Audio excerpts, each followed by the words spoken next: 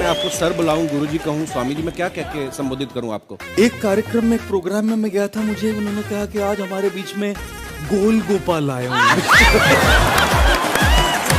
अच्छा, विवेक सर के बारे में हमने सुना है कि किसी को बिजनेस से रिलेटेड प्रॉब्लम हो तो 5 सेकंड के अंदर जवाब दे देते हैं। जब भाभी जी आपको तैयार होने के बाद पूछती मैं कैसी लग रही हूँ, 5 सेकंड में जवाब दे पाते हैं आप? हर घर में ये जरूर सुना होगा सबने, बच्चों के चक्कर में तुम्हारे साथ रह रही है, वरना तुमको तो तबका छोड़ के चली गई होती। ये बड़ा कॉमन सवाल है। आपके फॉलोअर्स में रवीना टंडन भी है एक, तो जब आप आए, कितनी मुस्कुराहट आई भाई साहब। मैंने देखा आपके पास हर समस्या का समाधान होता है, तो ये रही मेरी समस्या। समस्या क्या? वाइफ हूँ मैं तुम्हारी। प्राचीन काल में वाइफ को समस्या कहा जाता था। तो हस्बैंड को क्या कहा जाता था? हस्बैंड को कहा जाता था कि कोई नहीं, बुरा वक्त है, टल जाएगा।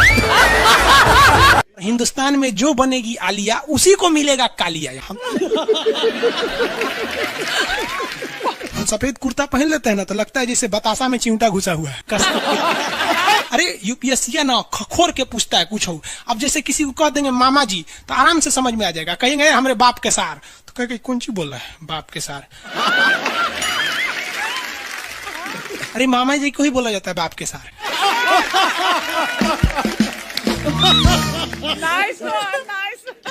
तो वही ऐसे पूछता है। भूगोल वालों ने ये दोनों का नाम अलगे रख दिया। हम तो आपको धाए दे बता दिए थे, आप में से कितने अच्छे से आप बता दिए कि एक में कि दो में। लेकिन यही क्वेश्चन यूपीएससी पूछा था और आधा लड़का गलती ठोक के आया था। क्या पूछा था पता है? कि ज्यादा ठंडा टुंडरा में पड़ता है कि टैगा में। अब लड़का पगला गया, टुंडरा टैगा कौन सी होलो रे भाई? टुंडरा टैगा, लो टुंडरा टैगा यहाँ पर। Very good. अरे इसमें इमोजी कौन लिख के भेज रहा है? ये सबको हमने बतियाने का आदत लगा है, इमोजी लिख के भेज देता कहीं।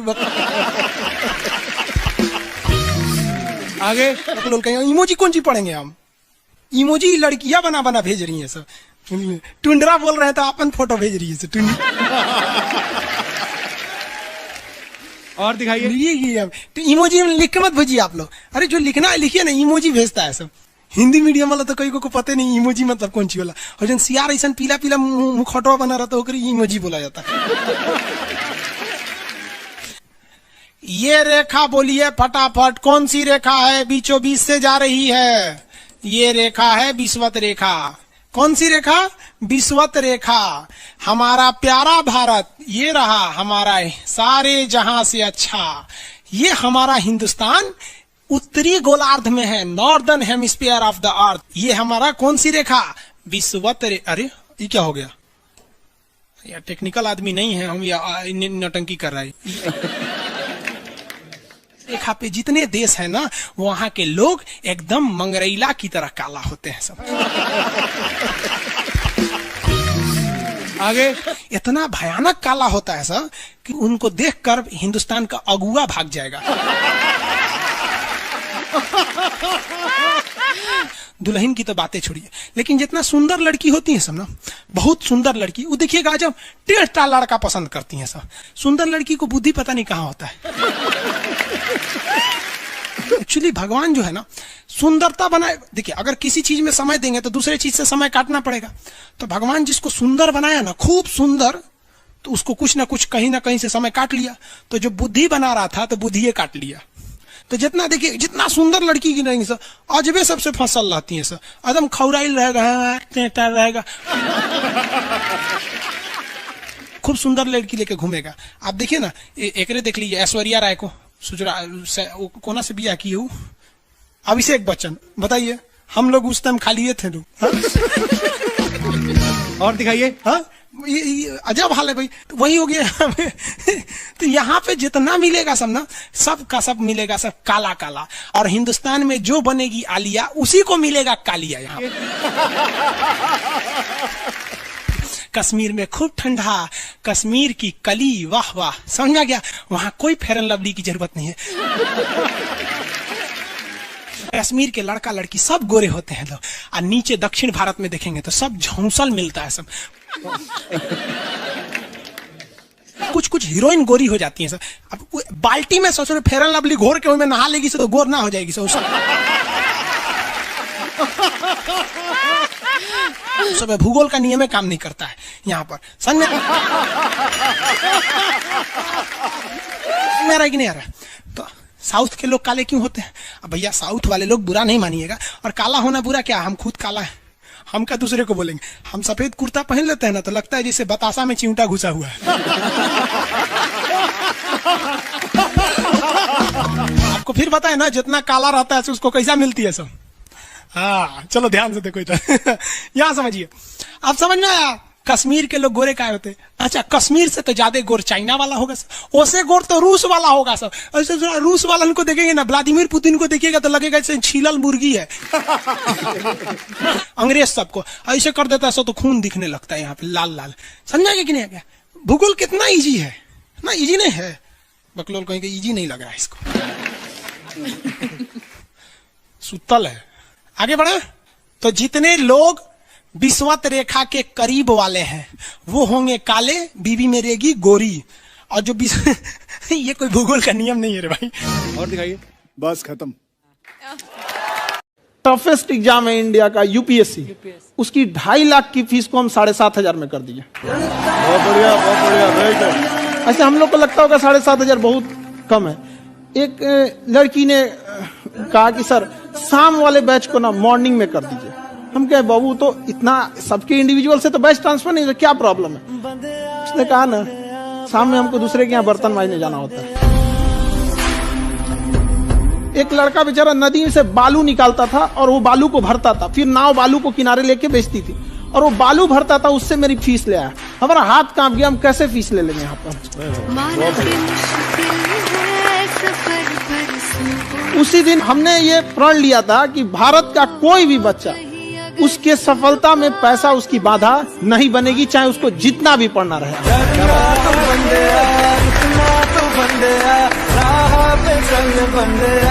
मुस्कुराहट आई खान साहब आपके। आप पटना से है ना? हाँ। हमें भी पटना पसंद है। बताइए, आपके पीछे पड़ा कोई क्रेजी फैन ऐसा? आजकल के फैंस ये खान सर।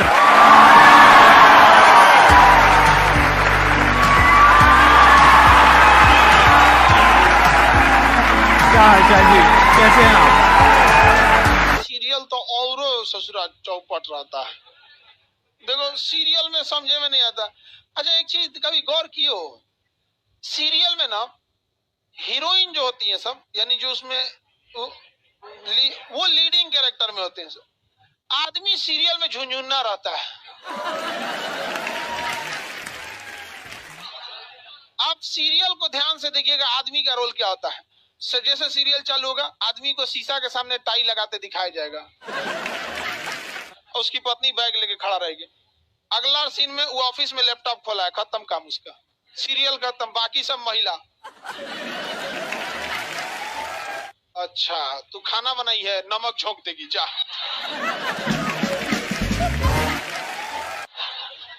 आदमी का काम खत्म, बस लैपटॉप खोलो, टाई लगाओ, खत्म कहानी। बाद में आएगा घरे तो देखेगा मम्मी अलगे मुंह फुलाई है, पत्नी अलगे रो रही है,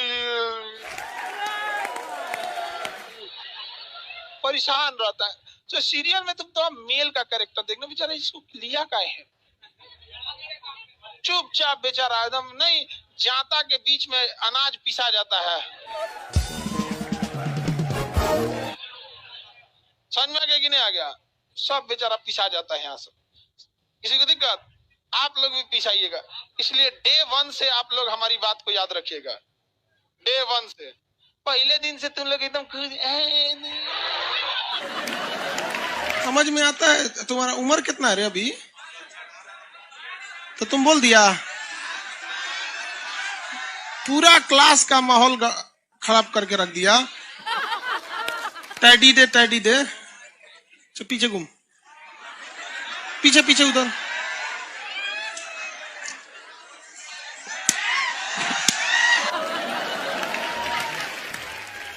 पढ़ने का उम्र है, पढ़ाई कर ले। प्यार मोहब्बत के लिए सलमान खान का उम्र भी बहुत है,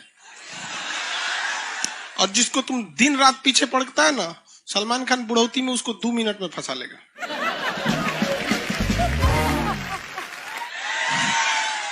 लड़की खूबसूरत हो और लड़का कामयाब हो, प्यार 2 मिनट में हो जाता है। आगे तुम हम लोग को तो याद रखियो भैया, हम बजरंग बली के बहुत बड़का वाला, हमरा से हमने ये सब प्यार मोहब्बत वाला बात, हमारा दिमाग जल जाता है। ये भारत की संस्कृति है बाबू। ये अंग्रेजों के यहाँ वैलेंटाइन डे होता है, जहां हर साल उनके प्यार मोहब्बत बदल जाया करते हैं, अगले साल दूसरे को वो लोग करते हैं। भारत की संस्कृति है, यहाँ एक बार जिनसे प्यार होता है 7 जन्मों का रिश्ता निभाने के लिए 7 फेरे लेते हैं वो लोग। हम अंग्रेजों के लिए नहीं है किसी ओके वहां फादर डे मनाओ कि ओकरा याद ना आता है हमारा फादर कौन है। तुम मम्मी से पूछो, मम्मी 2013 में तुम किसके साथ शादी की थी? ओहो, जॉन डिसूजा, उसके बाद विक्टर। हम बोले ना लड़का के लिए क्या होना जरूरी है? कामयाब। लड़की के लिए अच्छा, लोग बोलते हैं ना प्यार मोहब्बत दिल से होता है, घंटा दिल से होता है।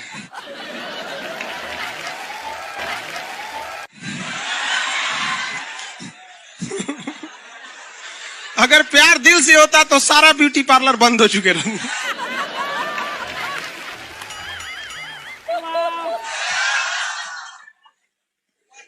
यार यार शादीशुदा लड़की नैहर से ससुराल जाती है तो मेकअप करके जाती है, उसको ही पता है वैल्यू। आगे और चारों ओर घूमने की स्वतंत्रता है, तो इसका मतलब थोड़ी ना कि हर जगह चल जाएंगे क्योंकि बेडरूम में घुस जाइए। कहा रे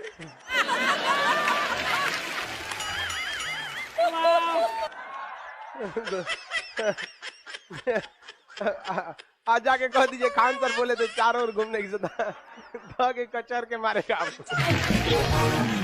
अगला स्टेशन कैंट एरिया है, वसंत विहार। जिनके पास इस स्टेशन पर उतरने का कार्ड ना हो न उतरे, और आपके पास कार्ड नहीं है उतर गए, चल ना घूम के आते हैं दूसरे का मेट्रो से, तो वहाँ बैठल रहेगा आर्मी वाला धो देगा। अगले मेट्रो में आप जाएंगे नहीं, पहुंचाए जाएंगे। घर में भी देखिएगा ना, महिला हड़ताल करेगी तो बोलबे नहीं करेगी दीदी।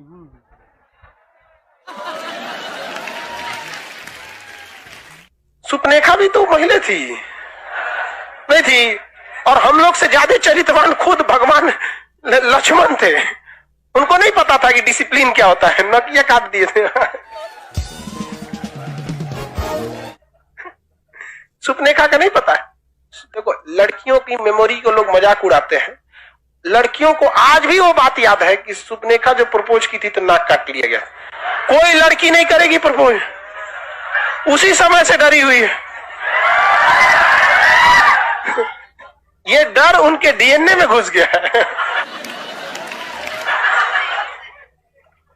कौन जी कहती है नहीं सर, कौन लड़की करती है प्रपोज? इस सबको समझो में नहीं आता है कहां बोलना चाहिए कहां नहीं बोलना चाहिए। नहीं सर, तेरे नाम मूवी देखे, मारता है उसको चोट कहां तक चल जाता है, अंदर तक, ले गायब हो गया। गजनी देखे, हाँ मारता है तो क्या हो जाता है, पूरा उसका ब्रेन गड़बड़ा जाता है। समझ में गया कि नहीं? गल बहुत खतरनाक। दोनों ससुरा पिटाया सब लड़की के चक्कर में। प्यार करने से पहले अंजाम देख लो, यकीन ना आए तो गजनी और तेरे नाम देख लो। एक्चुअली मैचिंग भी है। क्या जरूरत है भैया पिटाने की? इतना मेहनत से भगवान ने ब्रेन दिया, आप लोग जीवन भर मेहनत कर करके इसमें डाउनलोड करते रहते हैं, कभी फिजिक्स, बायोलॉजी, केमिस्ट्री। कोनो लड़की के चक्कर में फरवा के चलेंगे, क्या हो गया? लाइव वाले सब समझ रहा है, हाँ ये लाइव वाला भी बहुत होशियार है, ये उधर हंसता है सब। ये कैसे हंसता है सब पता है? इमोजी बना देता है से।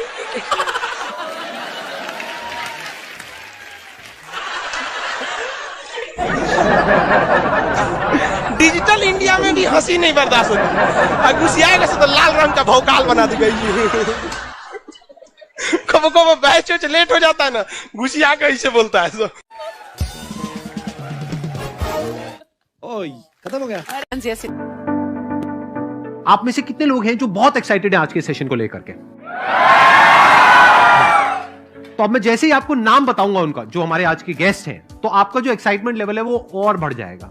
ये बताने से पहले कि गेस्ट कौन है, मैं आपको थोड़ा सा बताता हूं YouTube के बारे में। YouTube में क्या है कि पूरे वर्ल्ड की अगर बात करी जाए तो करोड़ों चैनल्स हैं जो अलग अलग जॉनर्स में है, अलग अलग कैटेगरीज में है। उसमें से 2 बड़ी कैटेगरीज है, मोटिवेशन और एजुकेशन। पूरे वर्ल्ड में जो वर्ल्ड का नंबर 1 मोटिवेशन चैनल है वो मेरा है, और जो वर्ल्ड का नंबर 1 एजुकेशन चैनल है किसी इंडिपेंडेंट क्रिएटर का, वो उनका है, जो कि हमारे गेस्ट हैं। उनके 17 मिलियन से ज्यादा सब्सक्राइबर्स हैं। Please give an energetic and warm welcome to the one and only Khan sir.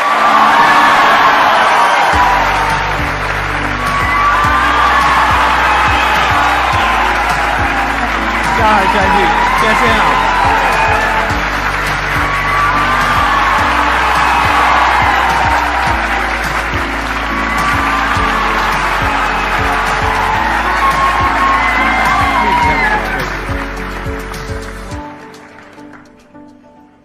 इससे पहले कि ऑडियंस आपसे कुछ पूछे या इंटरेक्ट करे, मेरे माइंड में एक क्वेश्चन है आपके लिए जी। जो बच्चे हैं वो आपके इतने दीवाने क्यों हैं, इतने पागल क्यों हैं आपके पीछे? मतलब मेरे कमेंट सेक्शन में भरा पड़ा था, खान सर कब आएंगे, खान सर कब आएंगे। मतलब ऐसा क्या जादू कर दिया आपने बच्चों के ऊपर? ये सवाल हम आपसे भी पूछते हैं, हमारे पे भी इतना कमेंट आया, इतना मेरे तो ऑफिस में लोग चले आए कि सर कब जा रहे हैं। अच्छा। क्योंकि हम लोग का तो एग्जैक्ट है वही पढ़ाना है। हाँ। तो देखिए, हम लोग का मेन है कि बच्चों को जो जरूरत रहती है कि अगर लड़का पढ़ने आया रहा ना, उसके मन में कोई डाउट ना रह जाए। हम उसको कहते हैं कि हम तुम्हें पढ़ा रहे हैं, दम है तो भूल के दिखाओ, याद करके नहीं।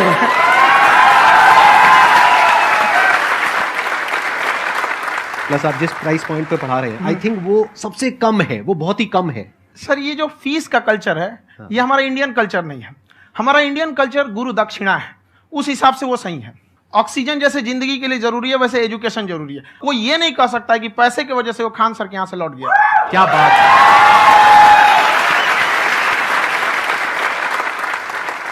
मैंने देखा कि आपका ये जो चैनल है कि ये पिछले 3 साल के अंदर अंदर ही ग्रो किया है। हमको जब चैनल शुरू हुआ तो एक दिन में हम 4-5 वीडियो बनाए। एक हमको कुछ आता, आज भी नहीं आता इतना, तो हम देख के कैमरा उमरा तो हम कंफ्यूज हो गए, बाप रे। तो हम एक ही दिन में वीडियो शूट किया, पढ़ाने वाला टॉपिक था हमको। उसके बाद कभी वीडियो नहीं, 6-7 वीडियो एक ही बार शूट कर लिए। और एक जो थे जिनका कैमरा वगैरह था, मेरे पास कैमरे भी नहीं थे उस टाइम, और कैमरा 35,000 का था। तो 6 महीना इसी में लग गया, जो 35,000 इसी में फंस जाएगा। तो उनके कैमरे से शूट किए, उन्होंने कोई चार्ज लिया, उसके बाद हम छोड़ ही दिए। लॉकडाउन लगा, तब हम कहें आप कैसे पढ़ाएंगे? वो तो 1 दिन 2 दिन करते करते अचानक लंबा हो गया। तब हमको याद आया कि ओहो, मेरा एक चैनल भी है वहाँ पे। तो उस समय उस पर लगभग 30,000 सब्सक्राइबर हो चुके थे। तो जैसे लॉकडाउन लगा तो उस पर पढ़ाना चालू किया, और पता नहीं क्या लोगों को पढ़ाई में इतना इंटरेस्ट आ गया कि आपका स्टाइल ऐसा है थोड़ा सा। आप आई थिंक पढ़ाई के साथ साथ में जो बीच बीच में आप थोड़ा बहुत छोड़ते रहते हैं ना, मतलब जो एंटरटेनमेंट चलता रहता है। ये बात हम देखिए, जब हम गुलाम थे ना, तो अंग्रेजों ने एक चाल चला था कि भारत को हम फिजिकली गुलाम रखेंगे 100-200 साल, मेंटली 1000 साल कर देंगे। उन्होंने पढ़ाई का मॉडल चेंज कर दिया। उन्होंने ऐसा डिजाइन किया कि ये टीचर की रिस्पॉन्सिबिलिटी है, वो पढ़ा के चला जाए। टीचर की रिस्पॉन्सिबिलिटी यहां खत्म नहीं हो जाती। पढ़ाना तो कोई भी पढ़ा सकता है, टीचर की इससे बड़ी रिस्पॉन्सिबिलिटी होती है उसे समझाना। वो समझा कि नहीं समझा। अगर लड़का आपके समझाने के बाद डाउट रह गया तो ये आपकी गलती है। लड़का हमसे पूछता है, सर इतनी भीड़ है आपके पास, तो कहे सर डाउट कैसे पूछेंगे? हम कह रहे यार, तुम्हारा डाउट बचेगा तब ना पूछेगा तुम डाउट यहाँ पर।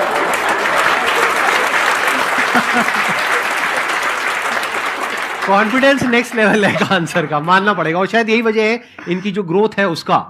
किसी ने शायद सपने में भी नहीं सोचा होगा कि पिछले 2 साल के अंदर अंदर जो आपके चैनल की ग्रोथ हुई है, जैसे आप खुद ही बता रहे हैं कि लॉकडाउन के टाइम पे आपके 30,000 के करीब सब्सक्राइबर्स थे, आज की डेट में 17 मिलियन है। और मेरा एक क्वेश्चन और है, इससे पहले कि ऑडियंस में से आपसे कोई क्वेश्चन पूछे, कि कई बार आप ऐसे भी टॉपिक्स टच करते हैं जो थोड़े से कंट्रोवर्शियल हैं या थोड़े से सेंसिटिव हैं, जिसके ऊपर बात करने की हिम्मत आई थिंक बहुत ही कम लोगों में है। तो आपको कभी ये नहीं लगता है कि कहीं ज्यादा तो नहीं हो रहा है, इसको थोड़ा रोक देते हैं, थोड़ा कम कर देते हैं? क्योंकि कोई लाइन ही नहीं है वैसे तो बोलने को, तो आप कुछ भी बोल दो, कितना भी बोल दो। हुई है कंट्रोवर्सी बहुत बार। एक्चुअली बचपन से हमको फौज में जाना था, और फौज वालों के लिए ये सब मायने नहीं रखता। उसको करना है मतलब करना है, तुम सामने कुछ भी रहो, डजंट मैटर।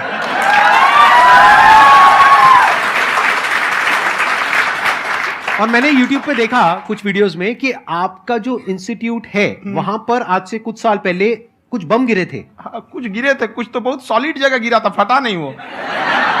मतलब आपके आसपास? हाँ, बम को भी पता है कि टीचर की इज्जत किया जाता है। क्या बात है, क्या बात है। मैं समझ पा रहा हूं कि ये आपके अंदर जो एटीट्यूड है ये कहां से आ रहा है, क्योंकि आप बचपन से ही फौज में जाना चाहते थे, तो आप जंग के मैदान में ही खड़े हैं एक तरीके से। बस फर्क ये है कि आपके हाथ में कलम है, हथियार ना हो करके। हथियार से एक आदमी की जान जा सकती है, हाँ। कलम से बहुत ताकत होता है। शिक्षा एक ऐसा हथियार है ना, हर कुरीतियों से लड़ सकता है, हर तरह की समस्याओं से। और ये एक ऐसा हथियार है, मेटल डिटेक्टर में भी नहीं पकड़ाता है।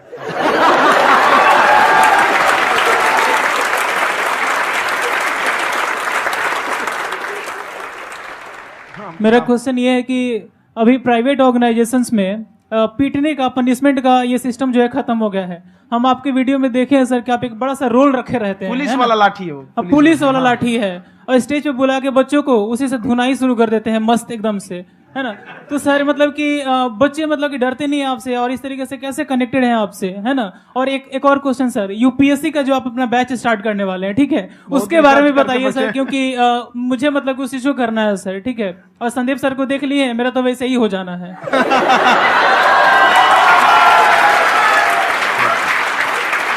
क्या हो जाना है? मेरा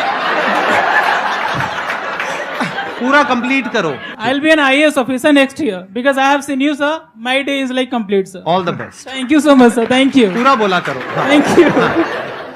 देखिए, लड़कों को जहां तक पीटने की बात है, जब पढ़ाने की बात आएगी तो उसको हम पूरे बेहतरीन ढंग से पढ़ाएंगे।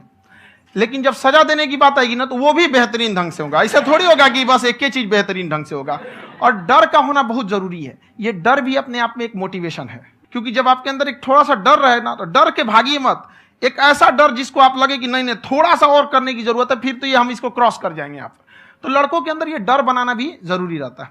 और रही बात यूपीएससी वाले की, जो आपने बोला, बहुत सारे लड़के वेट कर रहे हैं यूपीएससी की, क्योंकि 2-2.5 लाख फीस सारे लोग एफोर्ड नहीं कर सकते। और हमारा वही रहता है, हम तो ज्यादातर हमारे स्टूडेंट देखेंगे तो किसी के रिक्शा वाला, सब्जी वाला, यही लोग, इनको तो 2.5 लाख रुपया, इनके पास पूरी संपत्ति नहीं होती है, फीस कहां से भरेंगे वहां पे, उसके बाद रहेंगे कहां से। तो ऑल ओवर इंडिया से, कश्मीर से कन्याकुमारी तक, गरीब से गरीब भी लड़का उसको पढ़ सकता है। यही कुछ 1000 रुपये मंथली, 12-14 हजार साल का पड़ेगा, खत्म हो जाएगा इतना में।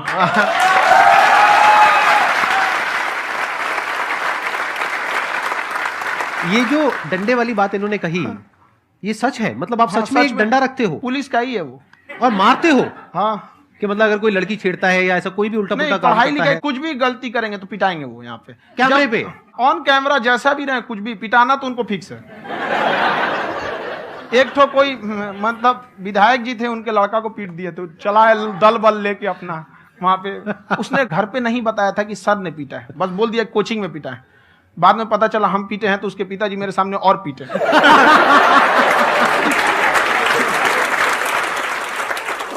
सर, आपका सबसे बड़ा डर क्या है आप दोनों का? फौजी को डरे नहीं लगता है। बाकी अफसर से पूछिए। आज के सेशन से पहले कोई डर नहीं था, लेकिन अब मुझे इनकी डंडे वाली कहानियां सुन करके डर लग रहा है कि कहीं मैंने गलती से कुछ बोल दिया और इन्होंने कहीं पीछे कुछ रखा हुआ है, और यहीं आ करके अगर इन्होंने मेरी पिटाई कर दी तो बहुत बुरा हो जाएगा। तो इसलिए हमको थोड़ा डर लग रहा है।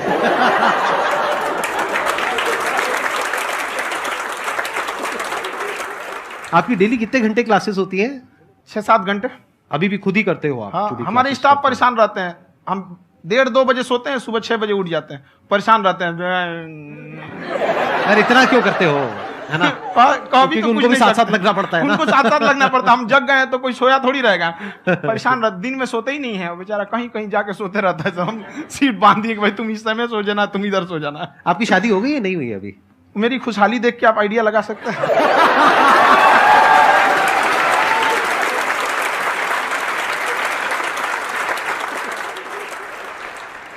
First of all I would like to say sir, thank you so much to you and to your team कि आपने मुझे यहाँ आने का मौका दिया। एंड सर, अब तक मैंने आपको सिर्फ फ़ोन या लैपटॉप में ही देखा है दोनों को, आज फर्स्ट टाइम लाइव देख रही हूँ तो बहुत अच्छा लग रहा है। तो मेरा क्वेश्चन ये है सर आपसे, जब हम लाइफ में कोई डिसीज़न लेते हैं कि हमें ये पर्टिकुलर चीज़ करनी है, और क्योंकि हम डिसीज़न लेते हैं तो हमारी आदत है कि पहले हम 4 लोगों से पूछते हैं कि तू बता तेरी क्या राय है, तू बता तेरी क्या राय है। तो उनमें से अगर कोई हमें कह देता है कि ये बेकार डिसीजन है मत कर, तो हमारा माइंड कहीं ना कहीं डाइवर्ट होने लगता है और उसकी वजह से हम अपना डिसीजन चेंज कर देते हैं। तो मेरा क्वेश्चन ये है कि कैसे हम अपने डिसीजन पे स्टिक रहे, कैसे हम जो दूसरे के ओपिनियन है उनको अफेक्ट ना होने दें अपने ऊपर। दूसरे से सलाह लेने से पहले एक बार खुद उस पर रिसर्च कर लेना चाहिए, ताकि आप सामने वाला क्या सलाह दे रहा है आपको समझ में आना चाहिए। यहाँ पर ऐसा नहीं है कि कई बार ऐसे होते हैं कि दूसरे वाले को एक्सपीरियंस होता है, तो अगर आपको पहले से आइडिया है, उसके बारे में आप बेहतरीन ढंग से रिसर्च किए हैं कि क्या इसमें प्लस पॉइंट है, क्या निगेटिव है, उसके बाद आप किसी से सलाह लेने जाइए। ये नहीं कि मन में आया सीधा बताओ गड़बड़ा जाएगा। तो वहाँ पे पहले आपको R&D करना पड़ता है, समझा कि नहीं। और जिंदगी हो या गाड़ी, जीतेगा वही जो टाइम पे गियर चेंज कर रहा है। तो डिसीजन चेंज करना बहुत ज्यादा गलत नहीं है। इन्होंने बहुत अच्छी बात कही है और मैं इसी बात में थोड़ा सा और ऐड ऑन करूंगा कि ये जो आपने कहा ना कि अपने डिसीजन पे स्टिक कैसे रहें, ये कोई अच्छी क्वालिटी नहीं है, क्योंकि टाइम टू टाइम आपको अपने डिसीजंस को चेंज करना होता है। जैसे आपने 4 लोगों से डिस्कस किया, कोई इंसान कुछ पॉजिटिव बोल रहा है, कोई नेगेटिव बोल रहा है, उससे फर्क नहीं पड़ना चाहिए। डिपेंड ये करता है कि वो जो बोल रहा है उसका बेसिस क्या है।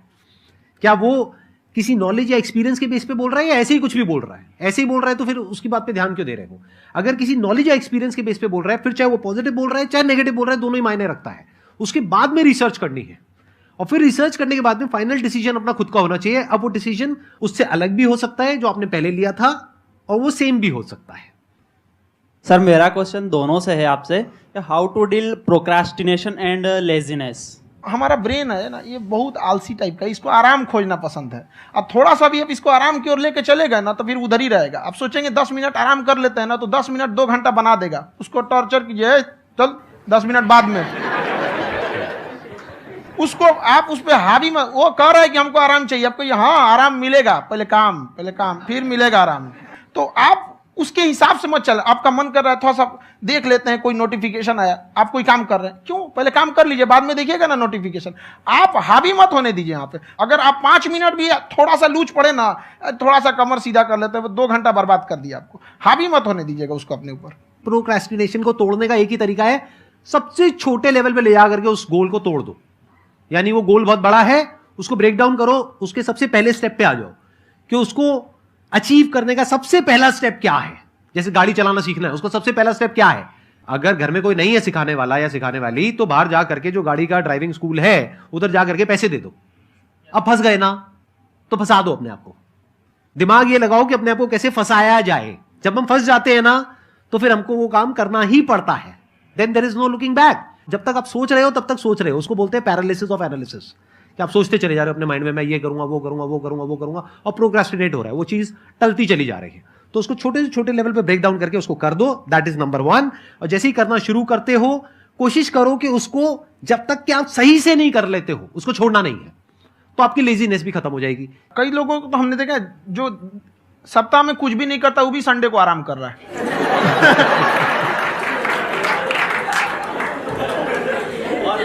वैसे कहा भी जाता है कि अगर कोई काम आपको करवाना है ना, तो ऐसे किसी इंसान को दो जो बिजी है। हाँ। ऐसे आदमी को मत दो जो खाली है। ये परफेक्ट एग्जाम।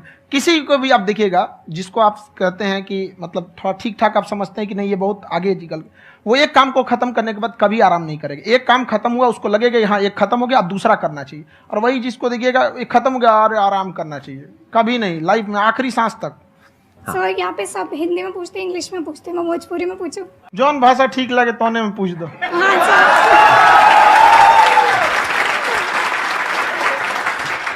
सर ये पूछे के चाहते नहीं कि जैसे हमने के पढ़ाई करी नहीं सर, तो कभी कभी डेली टारगेट्स जो होला वो कंप्लीट ना होला। अगर टारगेट्स कंप्लीट भी होला तो फिर ऐसा इरिटेशन या फिर वो एंजाइटी या फिर कि और करना है या फिर अभी नहीं हुआ, वो चीज़ हमेशा रहेला। तो वो कम कैसे करल जाए? देखिए टारगेट्स को ना हम लोग को एक अपने हिसाब से पहले फिट करना चाहिए। ऐसा नहीं कि दूसरे किसी इंसान को देख के हम टारगेट फिट कर ले। कोई लड़का 8 घंटा पढ़ रहा है, कोई पहली बार अभी पढ़ना ही चालू किया, उसको देख के 8 घंटा पढ़ेगा तो पढ़ाई छोड़ देगा। तो आप अपनी क्षमता के हिसाब से देखिए कि आप कितना पढ़ सकते हैं। अगर आपने एक घंटे को बना लिया कि हम 1 घंटा पढ़ सकते हैं, अगले 1 हफ्ते तक उसको सस्टेन रखिए। जिम में कैसे करते हैं लोग, पहले दिन उठा लीजिएगा 1 क्विंटल तो हार्ट अटैक हो जाएगा। तो वो धीरे धीरे टारगेट सेट कीजिए और अपनी क्षमता को भी देखिए। हर इंसान की क्षमता अलग है। कंगारू को देख के हाथी छलांग मारेगा, पैर तोड़ के बैठ जाएगा।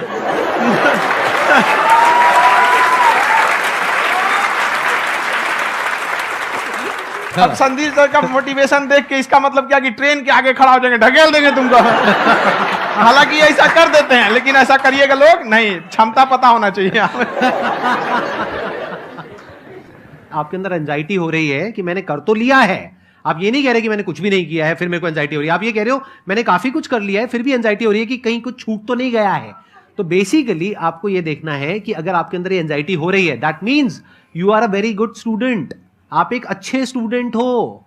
क्यों? क्योंकि बहुत सारे स्टूडेंट्स तो ऐसे हैं उनको पढ़ने के नाम से एंजाइटी होती है। तो आपको एंजाइटी हो रही है कि मैंने पढ़ लिया, दिन में मानो 8 घंटे का आपने टारगेट सेट किया और 6 घंटे पढ़ लिया, या मान लो 8 घंटे भी पढ़ लिया, फिर भी एंजाइटी हो रही है कि मैंने 10 घंटे नहीं पढ़ा।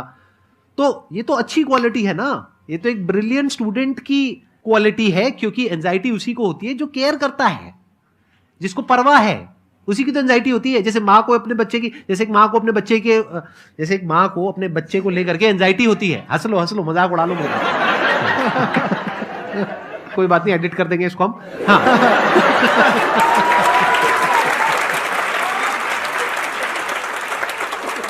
जैसे एक माँ है, उसको अपने बच्चे को लेकर के एंजाइटी होती है, थोड़ी सी भी तबीयत खराब हो जाए उसको एंजाइटी होती है, चाहे बच्चा ठीक भी है, डॉक्टर को नहीं होती है। क्यों? क्योंकि माँ को उस बच्चे से प्यार है। तो दैट मीन्स कि आप अपनी पढ़ाई को लेकर के सीरियस हो, इस वजह से आपके अंदर एंजाइटी हो रही है, विच इज नॉर्मल। जहां पर प्यार मोहब्बत होती है वहां पर थोड़ी बहुत एंजाइटी तो होती ही है ना। समझ रहे हो ना मैं क्या कहना चाह रहा हूं? आप लोग समझ रहे हो ना मैं कहां जा रहा हूं? जब वो किसी और से बात करती है तो एंजाइटी होती है ना।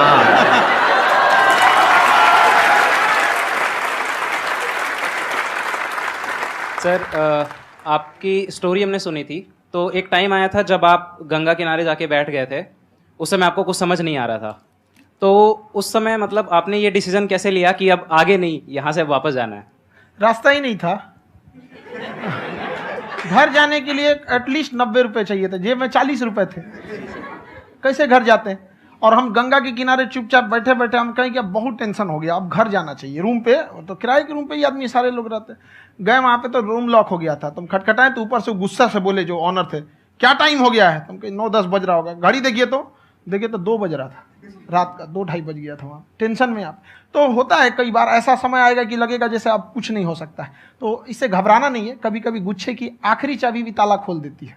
जो बातें आपने बताई कि घर में प्रॉब्लम्स ये तो बहुत लोगों ने फेस करी वहां पर, आप अकेले नहीं है, बहुत लोगों ने ये प्रॉब्लम्स फेस करी, बहुत तरह की प्रॉब्लम्स देखी, बहुत तरह की स्ट्रगल्स देखी, लेकिन वो सब इतने कामयाब नहीं हो पाए जितने कि आप हुए। तो आपके अंदर ऐसा कुछ ना कुछ है जो औरों के अंदर नहीं है। तो वो मैं जानना चाह रहा हूं कि वो ऐसा क्या था जहां से कि आपका दिमाग यहां तक सोच पा रहा है कि मैं पूरे इंडिया में इतने बड़े लेवल का चेंज लेकर के आ सकता हूं, एजुकेशन फील्ड में रेवोल्यूशन लेकर के आ सकता हूं। ये सोचना ही बहुत लोगों के बस का नहीं है। मेरी एक खुद की थिंकिंग, अगर हमको कोई 100 रुपए किसी काम के लिए दिया, हम सबसे यही कहते हैं, तो हम कोशिश करते हैं उसे 200 का रिटर्न दे। अगर कोई हमसे 200 रुपया फीस दे रहा है, 250 दे रहा है, तो हम उसको ये कोशिश करते हैं कि तुम्हें ऐसा लगे कि नहीं भैया हमने 10-20 हजार का पढ़ लिया यहाँ पर। वो ईमानदारी से कभी कमी नहीं। और हमेशा अगर हम प्रॉमिस